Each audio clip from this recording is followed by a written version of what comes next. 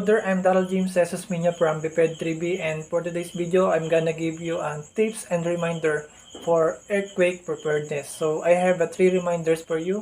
So first is train yourself for emergency. So being prepared can reduce our fear, anxiety, and losses of self-control. Second, plan safety. The training and practice is one of the most important things for every person because it will help us to think for what we're gonna do in this kind of situations. Or if we are experiencing an earthquakes, and it will help us to choose the right plan. We will teach everything you need to know to be prepared in the event of a disaster. So last is 3.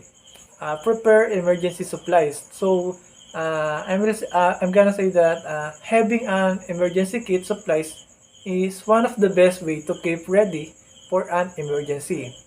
And prioritize will be include the basics for survival. It includes the water, food, warmth, and here are the some things to consider putting in your individual or family emergency kits.